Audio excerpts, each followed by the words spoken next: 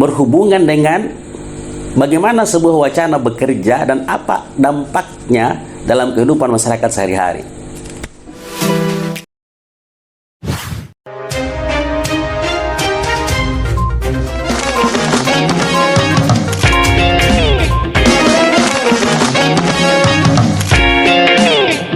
Assalamualaikum warahmatullahi wabarakatuh. Segala puji bagi Tuhan semesta alam. Hari ini hari Senin, tanggal 1 Januari 2024. Wacana ada dalam konteks sosiologi. Nah, ini yang menjadi bidang saya. Sesungguhnya wacana ini sangat penting untuk kita kaji karena dia akan mengungkap makna-makna apa yang terkandung di dalam sebuah publikasi. Nah, ketika bicara publikasi maka ada dua ilmu yang berada menjadi wilayahnya ya. Ilmu pertama adalah ilmu bahasa, yang kedua ilmu komunikasi. Nah, dalam konteks kami sebagai orang yang konsen dalam sosiologi, nah itu konteksnya berhubungan dengan bagaimana sebuah wacana bekerja dan apa dampaknya dalam kehidupan masyarakat sehari-hari. Nah, pada pertemuan lalu saya sudah membahas bahwa sesungguhnya wacana secara ideal itu merujuk kepada nilai-nilai. Nilai-nilai ini yang menjadi standar kebenaran. Misalnya kita mau mengatakan sesuatu ini benar, nah itu harus ada standarnya. Kita mengatakan sesuatu benar karena ada standar. Misalnya orang ini jujur, nah itu ada standar nilai kejujuran. Jadi kebenaran yang ada di dalam masyarakat itu merujuk kepada standar nilai-nilai universal. Nilai-nilai universal artinya nilai ini berlaku untuk seluruh manusia. Nilai keadilan. Ya, kalau dalam konteks ini ada nilai estetika dan seterusnya. Ada standar nilai. Jadi kebenaran itu ya merujuk kepada nilai. Karena dia merujuk kepada nilai, maka wacana seharusnya dikembangkan berdasarkan nilai tersebut. Nah, itu baru ideal. Ya, sebagai contoh, seorang tokoh peduli kepada masyarakat. Dibuatlah pernyataan. Seorang tokoh A ini sangat peduli kepada masyarakat. Berarti masyarakat menganggap bahwa tokoh ini orang baik. Oh, dia peduli, berstandar nilai. Nah, gitu. Nah, saya ulang kembali bahwa wacana ada dalam konteks kajian bahasa dan kajian ilmu komunikasi. Kalau di dalam kajian ilmu bahasa, maka yang dia cari adalah apa dibalik pesan. Demikian halnya komunikasi. Apa yang ada di balik pesan yang disampaikan oleh seorang pembicara. Ya. Kalau dalam konteks sosial, selain konteks makna yang mau dicari, apa yang ada di baliknya, juga impact-nya, pengaruhnya, dan bagaimana masyarakat merespon sebuah wacana. Itu dalam konteks sosial. Nah, dalam sosiologi tidak hanya teks yang dibahas, tapi juga tanda. Saya ingatkan Anda, mohon dibaca itu pikiran-pikiran tentang teori interaksionisme simbolik, bahwa sebuah simbol itu bisa dimaknai oleh masyarakat dan masyarakat bertindak berdasarkan pemaknaan yang dia respon dari sebuah objek atau dari sebuah pernyataan atau dari sebuah fenomena. Nah, hal ini menunjukkan bahwa ketika masyarakat merespon fenomena, maka respon yang muncul itu berdampak secara sosial. Nah, itu disebut dengan tindakan sosial. Ketika dia merespon, masyarakat merespon, kemungkinannya ada dua. Kemungkinan pertama adalah dia tetap mengacu pada standar-standar social order atau tatanan sosial, atau social disorder, justru bertentangan dengan tatanan-tatanan sosial.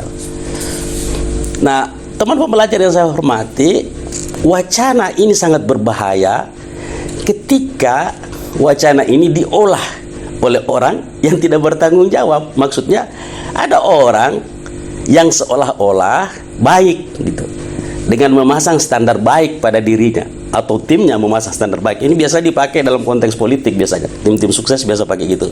Oh, tokoh kita ini adalah tokoh yang sangat peduli kepada rakyat. Tuh, dia berangkat pada nilai peduli.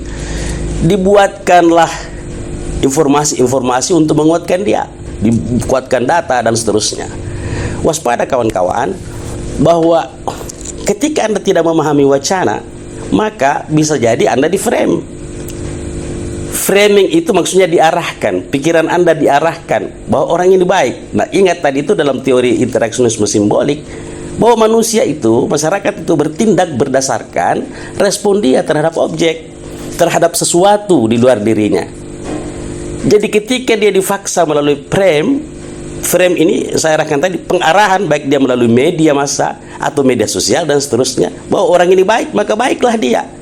Padahal sesungguhnya kita harus gali, oh orang ini ternyata realitasnya tidak baik. Itulah sebabnya teman pembelajar sekalian, ada ilmu khusus membahas tentang itu yang disebut dengan discourse analysis. Discourse analysis atau analisis wacana. Hal ini menunjukkan bahwa wacana itu sangat penting. So, saya ulang kembali bahwa wacana berbeda dengan pendapat. Jadi wacana itu merujuk kepada satu nilai-nilai. Dua, dia merujuk kepada pengalaman-pengalaman. Tiga, merujuk kepada ilmu-ilmu pengetahuan. Tiga, refleksi. Refleksi ini memosisikan secara benar sebuah fenomena. Nah, ketika wacana dikembangkan oleh seorang tokoh berdasarkan nilai-nilai, maka masyarakat dapat menangkap wacana itu sebagai bagian yang terpenting dalam hidupnya dan bisa menjadi petunjuk hidup. Nah, dengan demikian bahwa apa yang diharapkan dalam konteks sosial untuk mewujudkan social order, tatanan sosial yang bagus, itu bisa terjadi. Meskipun demikian nanti kita bahas bahwa ada pendekatan konflik di dalam situ, dan sesungguhnya tidak ada masyarakat yang benar-benar berada pada tatanan yang stabil gitu ya, bahwa konflik adalah sebuah realitas, tinggal kita bagaimana memanage konflik itu. Baik, kita menyimpang sedikit tuh. Nah, kembali ke wacana. Nah, saudara-saudara, ketika wacana itu dipergunakan oleh justru orang-orang yang tidak bertanggung jawab, atau orang memanfaatkan wacana yang berisi nilai-nilai itu dengan memberikan data palsu atau informasi-informasi yang sesungguhnya tidak benar, maka itu bisa berdampak terhadap tindakan masyarakat. Bahwa tokoh ini adalah tokoh yang pengasih, tapi sesungguhnya tokoh ini justru dia pernah melakukan kebrutalan-kebrutalan gitu. Nah, kalau begitu, bagaimana caranya supaya kita tidak salah di dalam memaknai wacana, sehingga kita tidak salah bertindak? Langkah pertama adalah data. Kawan-kawan pembelajar sekalian perlu mengecek datanya. Dalam kehidupan sekarang, kita akan terbantu dengan teknologi karena setiap orang memiliki track record. Oleh karena itu sejarah itu penting. Jangan lupa, sejarah itu penting. Kita perlu mengecek tokoh atau siapapun yang dibicarakan, atau apapun yang dibicarakan. Siapa sih yang membuat pernyataan ini? Cek dulu sejarahnya. Kemudian rujuk dia kepada nilai. Nilai apa yang dia kembangkan. Setelah itu ada data, tarik maknanya. Oh, kesimpulannya benar, orang ini benar melakukan ini, dia berulang-ulang melakukan ini dan seterusnya. Jadi saya ulang tadi, ada nilai, kemudian wacana dicek datanya, data ini kemudian kita cari makna, baru tarik kesimpulan, barulah kita menyatakan bahwa seorang baik atau peristiwa ini baik atau kegiatan ini baik atau buruk. Wacana dalam konteks sehari-hari seringkali dianggap sebagai sebuah cerita, dan ini sering kita temukan di warung kopi dalam perbincangan sehari-hari. Misalnya seseorang mahasiswa dulu, teman-teman saya, mengatakan bahwa kau terlalu banyak berwacana. Artinya dia hanya berbicara dan tidak melakukan tindakan. Saya perlu ingatkan kepada kawan-kawan bahwa sesungguhnya memang setelah wacana itu ada tindakan, harus dilanjutkan dengan tindakan. Tapi tindakan yang tidak punya wacana itu juga bermasalah. Karena ketika kita cek nilai apa yang dia perjuangkan, itu tidak ada perjuangannya. Nilai apa yang dia perjuangkan, standar kebenarannya tidak ada. So mulai dulu dari wacana. Wacana itu penting karena dia hasil pemikiran berdasarkan nilai. Lalu lakukan tindakan. Jadi sebelum melakukan tindakan tentu kita buat rencana-rencana, instrumen-instrumen evaluasi dan seterusnya. Barulah sebuah tindakan sosial ketika kita lakukan dinilai benar atau tidak benar. Terima kasih teman pembelajar sekalian, Anda menyaksikan channel keren kita ini. Mudah-mudahan dia bisa menjadi channel yang besar dan menjadi wadah kita untuk saling berbagi pengetahuan dan pengalaman. Saya Samsudin Simau.